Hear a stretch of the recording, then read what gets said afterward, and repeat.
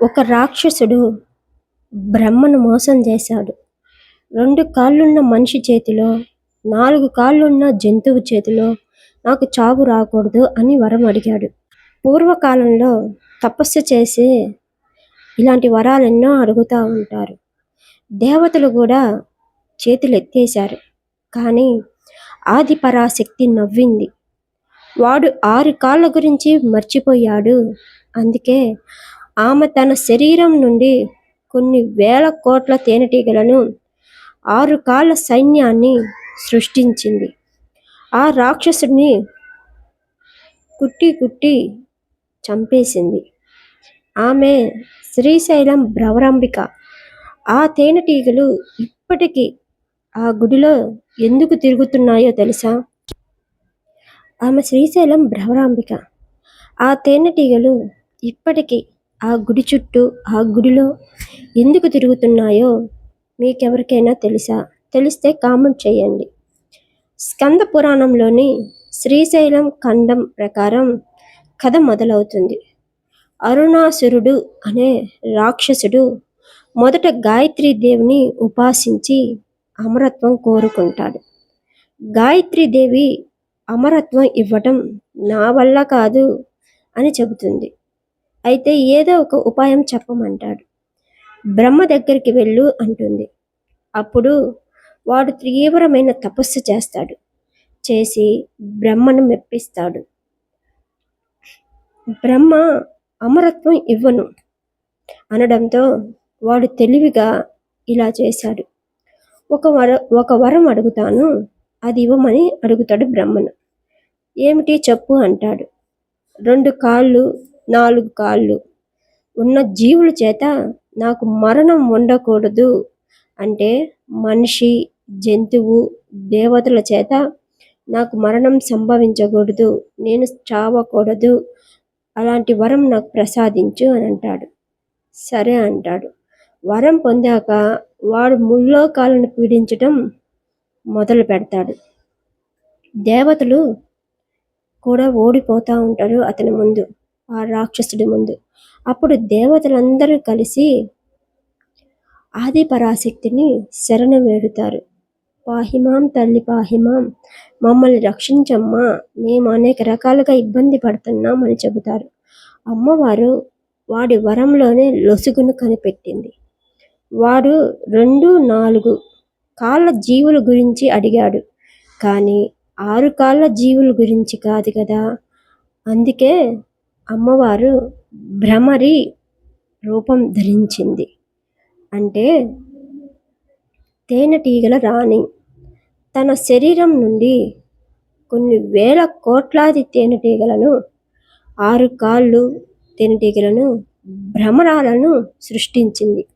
ఆ తేనెటీగల గుంపు అరుణాసురుణ్ణి తరిమి కుట్టి చంపేసింది. అందుకే ఆమెకు భ్రమరాంబిక అని పేరు వచ్చింది.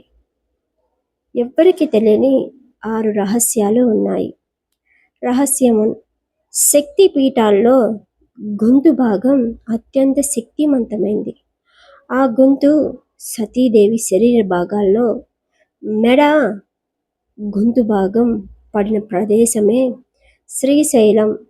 శివుడు స్వయంగా పార్వతితో అంటాడు. ఏమని అంటే, శరీరంలో గొంతు ఎంత ముఖ్యమో పెజ్జింది పీఠాల్లో శ్రీశైలం అంత ముఖ్యమని, అంత ప్రాముఖ్యమైంది అని. రహస్యం 2: ఆలయంలో ఇప్పటికీ ఈ క్షణానికి కూడా తేనెటీగల జుంకారం వినపడుతుందని చెబుతూ ఉంటారు. భ్రమరాంబిక గర్భగుడి వెనుక భాగంలో చిన్న రంధ్రం ఉంది. దాని నుండి ఇప్పటికీ తేనెటీగలు వస్తూ పోతూ ఉంటాయని స్థల పురాణం చెబుతుంది. కొందరు భక్తులు ఇప్పటికీ ఓంకారంతో కూడిన తేనెటీగల శబ్దాన్ని వింటామని చెబుతుంటారు. అదే భ్రమరనాదం. అంటే తేనెటీగలు ఇప్పటికి కూడా వస్తూ పోతూ ఉంటాయని అమ్మవారి చెబుతుంటారు. అక్కడ అమ్మవారు చాలా శక్తివంతమైంది. ఒక్కసారి అమ్మవారిని దర్శించండి. 2 రూపాలు ఉగ్రం సౌమ్యం. గర్భగుడిలో అమ్మవారు 8 చేతులతో ఆయుధాలతో మహిషాసుర మర్దిని రూపంలో చాలా ఉగ్రంగా ఉంటుంది. కానీ ఉత్సవాలలో ఊరేగించే ఉత్సవ విగ్రహం మాత్రం చాలా సౌమ్యంగా శాంతంగా ఉంటుంది. ఎందుకంటే ఇది చాలా ఆలయాల్లో ఉండదు. ఇది ఒక్కసారి శ్రీశైలంలో ఏ పూజారిని అడిగినా మనకి రహస్యం చెబుతారు. పడమర ముఖం. భారతదేశంలో చాలా అమ్మవార్లు తూర్పు ముఖంగా ఉంటారు. మీరు కనుక గమనించినట్టయితే శ్రీశైలం భ్రమరాంబికాదేవి పడమర దిక్కున ఉంటుంది. దీని వెనుక తంత్ర రహస్యం ఒకటి ఉంది. పడమర దిక్కు శత్రునాశనం, శత్రు సంహారానికి, కోరికలు తీరడానికి శక్తివంతమైన దిక్కు అని శ్రీశైలం ఖండంలో ఉంది. ఒక్కసారి శ్రీశైలం భ్రమరాంబికాదేవిని దర్శించండి. ఆది శంకరాచార్యులు భ్రమరాంబ అష్టకం ఆది శంకరాచార్యులు భారతదేశం అంతా తిరిగి శ్రీశైలం వచ్చినప్పుడు అమ్మవారి ముందు మౌనంగా ఉండేవాళ్ళు. మౌనంగా ఉండిపోయారంట. అమ్మవారి చెవిలో శ్రీచక్రం లేకపోవటం చూసి ఆయనే స్వయంగా శ్రీచక్రాన్ని ప్రతిష్ఠించి భ్రమరాంబ అష్టకం రాశారని ప్రతీతి. ఇప్పటికీ శ్రీచక్రాన్ని చూడవచ్చు. రహస్యం 6. ఛత్రపతి శివాజీ మనందరికీ తెలిసిందే. ఖడ్గ ప్రసాదం ఎలా అందిందో తెలుసా? ఛత్రపతి శివాజీ మహారాజ్ శ్రీశైలం వచ్చి భ్రమరాంబికను ఉపాసించేవాడంట. అమ్మవారు స్వయంగా దివ్య ఖడ్గాన్ని ప్రసాదించిందని చరిత్ర చెబుతుంది. ఆ ఖడ్గం ద్వారా శత్రునాశనం చేసి ఆయన ఎన్నో విజయాలు సాధించాడు, యుద్ధాలు గెలిచాడని నమ్మకము.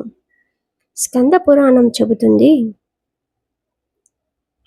భ్రమరాంబికను దర్శిస్తే అకాల మృత్యు దోషాలు, అకాల మరణం, అనారోగ్యం, బాధలు, అప్పులు, శత్రుభయం పోతాయని,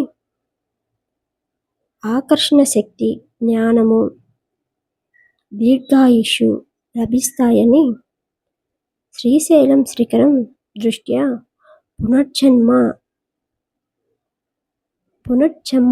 పునర్జన్మ విద్యతే. శ్రీశైల శిఖరాన్ని చూస్తే చాలు, మళ్ళీ జన్మ ఉండదని పురాణం చెబుతుంది. ఇది శ్రీ భ్రమరాంబికాదేవి రహస్యం.